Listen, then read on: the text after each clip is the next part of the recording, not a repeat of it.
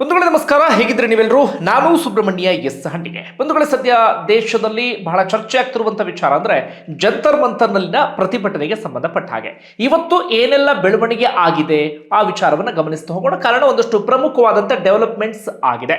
ಒಂದು ಡೆವಲಪ್ಮೆಂಟ್ ಅನ್ನು ನೀವು ಈಗಾಗಲೇ ಗಮನಿಸಿರ್ತೀರಿ. ಈ ವಿಚಾರದಲ್ಲಿ ಪ್ರಶ್ನೆ ಪತ್ರಿಕೆ ಲೀಕ್ ವಿಚಾರದಲ್ಲಿ ಇಲ್ಲಿಯವರೆಗೂ ಕೂಡ ಪ್ರಧಾನಿ ನರೇಂದ್ರ ಮೋದಿ ಮಾತಾಡಿರಲಿಲ್ಲ, ಮೌನವನ್ನ ವಹಿಸಿದ್ರು. ಬರೀ ಮೌನ ಅಲ್ಲ, ಮಹಾ ಮೌನ ಅಂದ್ರೂ ಕೂಡ ತಪ್ಪಾಗ್ಲಿಕ್ಕಿಲ್ಲ. ಆ ವಿಚಾರಕ್ಕೆ ಸಂಬಂಧಪಟ್ಟ ಹಾಗೆ ತೀವ್ರ ಟೀಕೆಯನ್ನ ಕೂಡ ಫೇಸ್ ಮಾಡಿದ್ರು. ಕಾರಣ ಏನಪ್ಪ ಅಂದ್ರೆ, ಪ್ರತಿ ವಿಚಾರಗಳಿಗೆ ಸಂಬಂಧಪಟ್ಟ ಹಾಗೆಯೂ ಕೂಡ ಸೋಷಿಯಲ್ ಮೀಡಿಯಾ ಮೂಲಕವೋ ಅಥವಾ ಇನ್ನೊಂದು ಮಾಧ್ಯಮಗಳ ಮೂಲಕವೋ ನರೇಂದ್ರ ಮೋದಿ ಪ್ರತ್ಯಕ್ಷರಾಗ್ತಾರೆ, ಮಾತನಾಡ್ತಾರೆ. ಆದರೆ ಈ ವಿಚಾರದಲ್ಲಿ ಅಂದ್ರೆ ಫೇಲ್ಯೂರ್ ಆದಂಥ ಸಂದರ್ಭದಲ್ಲಿ ಯಾಕೆ ಮಾತಾಡಿಲ್ಲ ಅನ್ನೋದು ತುಂಬಾ ಜನರ ಪ್ರಶ್ನೆಯಾಗಿತ್ತು.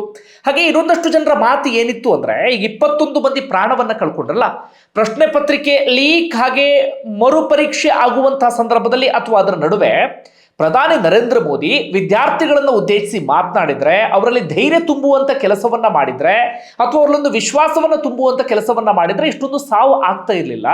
ಆದ್ರೆ ಇಲ್ಲಿಯವರೆಗೂ ಕೂಡ ವಿಚಾರಕ್ಕೆ ಸಂಬಂಧಪಟ್ಟ ಹಾಗೆ ತುಟಿ ಪಿಟಿಕ್ ಅನ್ನಲಿಲ್ಲ.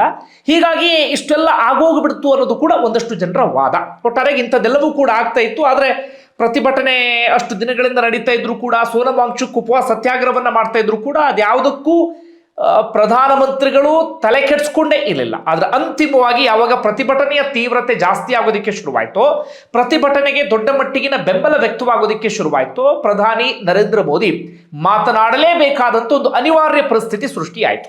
ಹೀಗಾಗಿ ನಿನ್ನೆ ಏನು ಮಾಡಿದ್ರು ಅಂದ್ರೆ, ರಾತ್ರಿ 11:55 ಸುಮಾರಿಗೆ ಸೋಷಿಯಲ್ ಮೀಡಿಯಾದಲ್ಲಿ ಒಂದು ಸೆಲ್ಫಿ ವಿಡಿಯೋವನ್ನ ಅಪ್ಲೋಡ್ ಮಾಡಿದ್ರು. ಅದರಲ್ಲೂ ನೋಡಿ ಅವರ ತಂತ್ರ ಹೇಗಿರುತ್ತೆ ಅಂದ್ರೆ, ಈ ಜೆನ್ಸಿಗಳು ಯಾವುದನ್ನ ಇಷ್ಟಪಡ್ತಾರೋ ಈ ಶೈಲಿಯಲ್ಲಿ, ಈ ಇನ್ಸ್ಟಾಗ್ರಾಮ್ಗೆ ಅಪ್ಲೋಡ್ ಮಾಡ್ತೀವಲ್ಲ ವಿಡಿಯೋ, ಆ ಶೈಲಿಯಲ್ಲಿ ಒಂದು ಸೆಲ್ಫಿ ವಿಡಿಯೋವನ್ನ ಮಾಡಿ ಆರಂಭದಲ್ಲಿ ಫ್ರೆಂಡ್ಸ್ ಎನ್ನುವಂಥ ಪದ ಬಳಕೆಯನ್ನು ಮಾಡಿ ಒಂದು ವಿಡಿಯೋವನ್ನು ಅಪ್ಲೋಡ್ ಮಾಡ್ತಾರೆ. ಅದರಲ್ಲೊಂದಷ್ಟು ಭರವಸೆಯನ್ನು ಕೊಡ್ತಾರೆ. ಕಠಿಣ ಕಾನೂನು ಕ್ರಮಕ್ಕೆ ಸಂಬಂಧಪಟ್ಟ ಹಾಗೆ, ಜೊತೆಗೆ ವಿದ್ಯಾರ್ಥಿಗಳ ಭವಿಷ್ಯದ ಕುರಿತಾಗಿ ನಾವು ಯೋಚನೆಯನ್ನ ಮಾಡ್ತೀವಿ ಅಥವಾ ಭವಿಷ್ಯವನ್ನು ಭದ್ರಪಡಿಸುವ ಕುರಿತಾಗಿ ನಾವು ಏನೇನು ಮಾಡಬೇಕು ಅದೆಲ್ಲವನ್ನು ಕೂಡ ಮಾಡ್ತೀವಿ ಎನ್ನುವ ರೀತಿಯಲ್ಲಿ ಅದೊಂದು ಬೆಳವಣಿಗೆ ಆಯ್ತಾ. ಮತ್ತೊಂದು ಕಡೆಯಿಂದ ಇದೇ ಸೋನಂ ವಾಂಗ್ಚುಕ್ರನ್ನ ಬಿಜೆಪಿ ನಾಯಕರು ಚೀನಾ ಏಜೆಂಟು, ದೇಶದ್ರೋಹಿ ಈ ರೀತಿಯಾಗಿ ನಿಲ್ಲಿಸಿದ್ರು. ಆದ್ರೆ ಅಂತಿಮವಾಗಿ ಅದೇ ಸೋನಂ ವಾಂಗ್ಚುಕ್ರನ್ನ JP ನಡ್ಡಾ, ಜಿತೇಂದ್ರ ಸಿಂಗ್ ಇಬ್ಬರು ಸಚಿವರು ಹೋಗಿ ಭೇಟಿ ಮಾಡಿ ಉಪವಾಸ ಸತ್ಯಾಗ್ರಹವನ್ನ ಅಂತ್ಯಗೊಳಿಸಿ ಅಂತ ಮನವಿ ಮಾಡಿಕೊಂಡ್ರು. ಆ ಪ್ರಕಾರವಾಗಿ ಸೋನಂ ವಾಂಗ್ಚುಕ್ ಉಪವಾಸ ಸತ್ಯಾಗ್ರಹವನ್ನ ಅಂತ್ಯಗೊಳಿಸಿದ್ದಾರೆ. ಆದ್ರೆ ಇತ್ತ ಜಂತರ್ ಮಂತರ್ನಲ್ಲಿ ನಡೀತಿರುವಂತಹ ಪ್ರತಿಭಟನೆ ಅಂತ್ಯಗೊಂಡಿಲ್ಲ, ಅದು ಮುಂದುವರಿತಾ ಇದೆ. ಕಾರಣ CJP ಕಾರ್ಯಕರ್ತರು ಹೇಳ್ತಾ ಇರೋದು, ನಮಗ್ ಬೇಕಾಗಿರೋದು ಧರ್ಮೇಂದ್ರ ಪ್ರಧಾನ್ ರಾಜೀನಾಮೆ, ಅಲ್ಲಿಯವರೆಗೂ ಕೂಡ ನಾವು ಸುಮ್ಮನಿರಲ್ಲ ಅಂತ. ಅದರ ನಡುವೆ ಇವತ್ತು ಏನೇನು ಆಯ್ತು ಅಂದ್ರೆ, ಇವತ್ತು ಬಹಳ ನಿರೀಕ್ಷೆ ಇದ್ದಿದ್ದು ಸಚಿವ ಸಂಪುಟ ಸಭೆಗೆ ಸಂಬಂಧಪಟ್ಟ ಹಾಗೆ ಪ್ರಧಾನಿ ನರೇಂದ್ರ ಮೋದಿ ನೇತೃತ್ವದಲ್ಲಿ ಇವತ್ತು ತುರ್ತು ಸಚಿವ ಸಂಪುಟ ಸಭೆಯನ್ನ ಕರೆಯಲಾಗಿತ್ತು. ಅಲ್ಲಿ ಒಂದು ತೀರ್ಮಾನಕ್ಕೆ ಬರಲಾಯಿತು. ಏನಂದ್ರೆ, ಒಂದು ಕಾನೂನಿತ್ತು ನಮ್ಮಲ್ಲಿ ಪ್ರಶ್ನೆ ಪತ್ರಿಕೆ ಲೀಕ್ಗೆ ಸಂಬಂಧಪಟ್ಟ ಹಾಗೆ. ಅದು ಯಾವ ಪ್ರಶ್ನೆ ಪತ್ರಿಕೆ ಬೇಕಾದರೂ ಆಗಿರಬಹುದು. ಸಾರ್ವಜನಿಕ ಪರೀಕ್ಷೆಗಳ ಅಕ್ರಮ ತಡೆ ಕಾಯ್ದೆ 2024 ಅದನ್ನ ಇನ್ನಷ್ಟು ಬಲಪಡಿಸುವ ನಿಟ್ಟಿನಲ್ಲಿ ತಿದ್ದುಪಡಿಗೆ ಸಂಪುಟ ಇವತ್ತು ಒಪ್ಪಿಗೆಯನ್ನ ಕೊಟ್ಟಿದೆ. ಸೋಮವಾರ ಅದನ್ನ ಮಂಡನೆ ಮಾಡಿ ಒಪ್ಪಿಗೆಯನ್ನ ಪಡೆಯಲಾಗುತ್ತೆ. ಈಗಾಗಲೇ ನಿಮ್ಗೆ ಗೊತ್ತಿರುವ ಹಾಗೆ ಅಧಿವೇಶನ ನಡೀತಾ ಇದೆ. ಹೀಗಾಗಿ ಸೋಮವಾರ ಅದನ್ನ ಮಂಡಿಸುವಂತ ಸಾಧ್ಯತೆ ಇದೆ. ಅವತ್ತೇ ಅದಕ್ಕೆ ಒಪ್ಪಿಗೆಯನ್ನ ಪಡೆಯುವಂತ ಸಾಧ್ಯತೆ ಇದೆ. ತಕ್ಷಣವೇ ಅದು ಕಾನೂನು ರೂಪವನ್ನು ಪಡೆಯುವಂತ ಎಲ್ಲಾ ಸಾಧ್ಯತೆಗಳು ಕೂಡ ಇದೆ. ಏನ್ ತಿದ್ದುಪಡಿ ಮಾಡಿದ್ದಾರೆ ಅಂದ್ರೆ, ಈ ರೀತಿಯಾಗಿ ಏನಾದ್ರು ಆಯ್ತು ಅಂದ್ರೆ, ಪ್ರಶ್ನೆ ಪತ್ರಿಕೆ ಲೀಕ್ ಆಯ್ತು ಅಂತ ಆದ್ರೆ ಆರೋಪಿಗಳನ್ನ ತಕ್ಷಣ ನಾವು ಬಂಧಿಸ್ತೀವಿ. ಫಾಸ್ಟ್ ಟ್ರ್ಯಾಕ್ ಕೋರ್ಟ್ನಲ್ಲಿ ವಿಚಾರಣೆ ನಡೆಯುತ್ತೆ, ಅಂದ್ರೆ ತ್ವರಿತಗತಿಯ ನ್ಯಾಯಾಲಯದಲ್ಲಿ 3 ತಿಂಗಳ ಒಳಗಾಗಿ ವಿಚಾರಣೆ ಮುಕ್ತಾಯಾಗಿ ತೀರ್ಪು ಬರುತ್ತೆ ಅಂತ. ನಮ್ಮಲ್ಲಿ ಕೋರ್ಟ್ಗಳು ಗೊತ್ತಲ್ಲ ನಿಮಗೆ, 10 ವರ್ಷ 12 ವರ್ಷ ಇದೆ. ಸೌಜನ್ಯ ಕೇಸ್ 14 ವರ್ಷ ಆಯಿತು, ತೀರ್ಪು ಬಂದಿದೆ ಬರೋಬ್ಬರಿ 12 ವರ್ಷದ ಬಳಿಕ. ಹೀಗಾಗಿ ನಮ್ಮಲ್ಲಿ ಅದನ್ನು ಸುಧಾರಿಸೋಕ್ಕೆ ಅಥವಾ ಅದನ್ನು ಸರಿ ಮಾಡೋದಕ್ಕೆ ಸಾಧ್ಯವೇ ಆಗ್ತಿಲ್ಲ. ಅದು ಯಾಕೆ ಅನ್ನೋದು ಇನ್ನೂ ಕೂಡ ಅರ್ಥ ಆಗ್ತಾ ಇಲ್ಲ. ಓಕೆ, ಅದರ ನಡುವೆ ಈಗ ಫಾಸ್ಟ್ ಟ್ರ್ಯಾಕ್ ಕೋರ್ಟ್ ಅಂತ ಈ ವಿಚಾರದಲ್ಲಿ 3 ತಿಂಗಳೊಳಗೆ ವಿಚಾರಣೆ, 3 ತಿಂಗಳೊಳಗೆ ತೀರ್ಪು ಕೂಡ ಬಂದು ಬಿಡುತ್ತಂತೆ. ಹಾಗೆ ಅವ್ರು ತಪ್ಪು ಮಾಡಿದ್ದಾರೆ ಅನ್ನೋ ಸಾಬೀತಾಯಿತು ಅಂತ ಆದ್ರೆ 10 ವರ್ಷ ಜೈಲು ಶಿಕ್ಷೆ, 10 ಕೋಟಿ ರೂಪಾಯಿ ದಂಡವನ್ನ ವಿಧಿಸಲಾಗುತ್ತಂತೆ. ಇದು ಈಗ ಮಾಡಿರುವಂತ ತೀರ್ಮಾನ. ಅಂದ್ರೆ ಇದನ್ನ ವಿದ್ಯಾರ್ಥಿಗಳ ಮುಂದೆ ಇದನ್ನ ಬಹಳ ಗಟ್ಟಿಯಾಗಿ ಹೇಳ್ತಿದ್ದಾರೆ, ನೋಡಿ ಇಂಥದ್ದೊಂದು ತೀರ್ಮಾನಕ್ಕೆ ಬಂದಿದ್ದೇವೆ ಎನ್ನುವ ರೀತಿಯಲ್ಲಿ. ಮತ್ತೊಂದು ಕಡೆಯಿಂದ ಇದೀಗ ಮೊದಲ ತಲೆದಂಡ ಆಗಿದೆ. ಇವರೆಲ್ಲರೂ ಕೂಡ ರಾಜೀನಾಮೆ ಕೇಳ್ತಾ ಇದ್ದಿದ್ದು ಧರ್ಮೇಂದ್ರ ಪ್ರಧಾನ್. ಆದ್ರೆ ಕೇಂದ್ರ ಸರ್ಕಾರ ಈಗ ಏನ್ ಮಾಡಿದೆ ಅಂದ್ರೆ, ರಾಜೀನಾಮೆ ಪಡೆದಿಲ್ಲ, ಆದ್ರೆ ಶಿಕ್ಷಣ ಇಲಾಖೆ ಕಾರ್ಯದರ್ಶಿಯನ್ನ ವರ್ಗಾವಣೆ ಮಾಡಿದೆ. ಶಿಕ್ಷಣ ಇಲಾಖೆ ಕಾರ್ಯದರ್ಶಿ ವಿನೀತ್ ಜೋಶಿಯನ್ನ ಟ್ರಾನ್ಸ್ಫರ್ ಮಾಡಿದ್ದಾರೆ. ಅಂದ್ರೆ ನಾವೀಗ ಅದನ್ನು ಕಂಪ್ಲೀಟ್ ಆಗಿ ರಿಫಾರ್ಮ್ ಮಾಡ್ತಿದ್ದೀವಿ ಎನ್ನುವಂತ ಸಂದೇಶವನ್ನ ಸಾರುವಂತ ಉದ್ದೇಶದಿಂದ ಒಂದು ಪ್ರಮುಖ ಹುದ್ದೆಯಲ್ಲಿ ಇದ್ದಂತ ವ್ಯಕ್ತಿಯನ್ನ ಇದೀಗ ಟ್ರಾನ್ಸ್ಫರ್ ಮಾಡಿದ್ದಾರೆ. ಅಂದರೆ ಇಷ್ಟೆಲ್ಲ ಆಗ್ತಾ ಇದೆಯಲ್ಲ ಈಗ, ಬರೀ ನೀಟ್ ವಿಚಾರ ಮಾತ್ರ ಅಲ್ಲ, UGC ವಿಚಾರದಲ್ಲಿ ಅಥವಾ ಈ ಬೇರೆ ಬೇರೆ ಒಂದಷ್ಟು ಸಮಸ್ಯೆಗಳು ಏನೇನಾಯಿತು ಶಿಕ್ಷಣ ಕ್ಷೇತ್ರದಲ್ಲಿ, ಅದೆಲ್ಲದಕ್ಕೂ ಕೂಡ ಒಂದು ರೀತಿಯಲ್ಲಿ ಹೊಣೆಗಾರಿಕೆ ಎನ್ನುವ ರೀತಿಯಲ್ಲಿ ಶಿಕ್ಷಣ ಇಲಾಖೆ ಕಾರ್ಯದರ್ಶಿಯನ್ನು ಇದೀಗ ವರ್ಗಾವಣೆ ಮಾಡಿದ್ದಾರೆ. ಈ ಮೂಲಕ ಈ ಎಲ್ಲ ಪ್ರಕರಣಕ್ಕೆ ಸಂಬಂಧಪಟ್ಟ ಹಾಗೆ ಮೊದಲ ತಲೆದಂಡ ಅಂದ್ರೂ ಕೂಡ ತಪ್ಪಾಗ್ಲಿಕ್ಕಿಲ್ಲ. ಇದು ಇವತ್ತಾದಂಥ ಒಂದು ಪ್ರಮುಖ ಬೆಳವಣಿಗೆ. ಸೋಮವಾರ ಇದು ಮಂಡನೆಯಾಗಿ ಅವತ್ತೇ ಇದು ಒಪ್ಪಿಗೆ ಪಡೆಯುವಂತ ಅಥವಾ ಅದೊಂದು ಕಾನೂನು ರೂಪಕ್ಕೆ ಹೋಗುವಂತ ಎಲ್ಲ ಸಾಧ್ಯತೆಗಳು ಕೂಡ ಇದೆ. ಇನ್ನೊಂದು ಬಹಳ ನಿರೀಕ್ಷೆ ಇದ್ದಿದ್ದು ಈ CJP ಕಾರ್ಯಕರ್ತರ ಜೊತೆಗೆ 2ನೇ ಸುತ್ತಿನ ಸಭೆಗೆ ಸಂಬಂಧಪಟ್ಟ ಹಾಗೆ.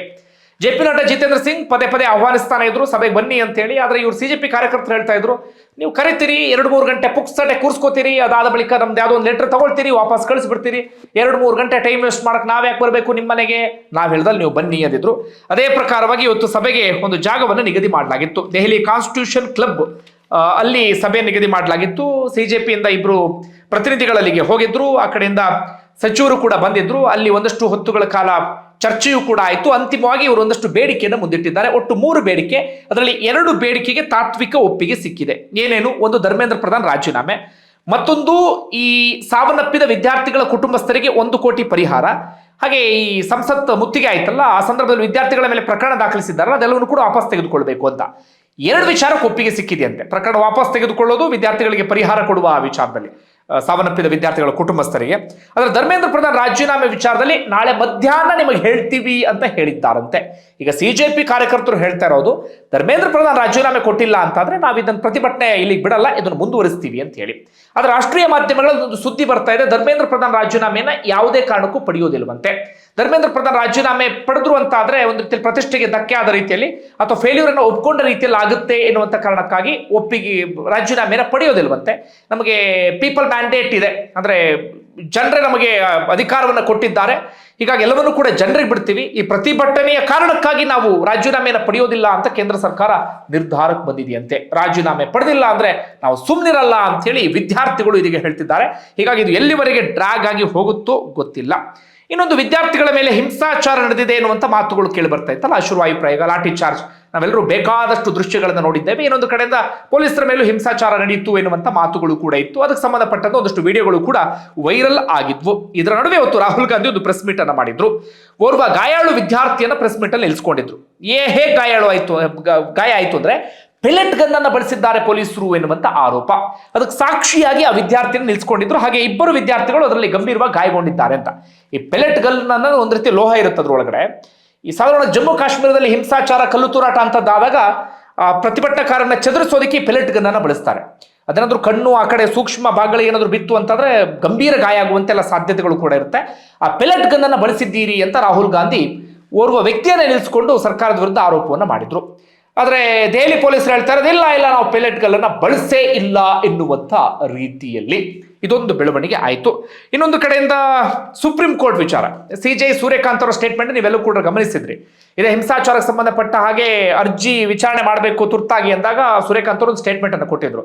ನನಗೆ ಅದನ್ನೆಲ್ಲ ವಿಡಿಯೋಗಳು ನೋಡೋಷ್ಟು ಟೈಮ್ ಇಲ್ಲ, ನಮ್ಮ ಟೈಮು ವೇಸ್ಟ್ ಮಾಡಬೇಡಿ, ನಿಮ್ಮ ಟೈಮು ವೇಸ್ಟ್ ಮಾಡ್ಕೊಬೇಡಿ, ಹೋಗಿ ಎನ್ನುವ ರೀತಿಯಲ್ಲಿ ಅದಕ್ಕೂ ಕೂಡ ಒಂದಷ್ಟು ಟೀಕೆಯನ್ನು ಎದುರಿಸಿದ್ರು.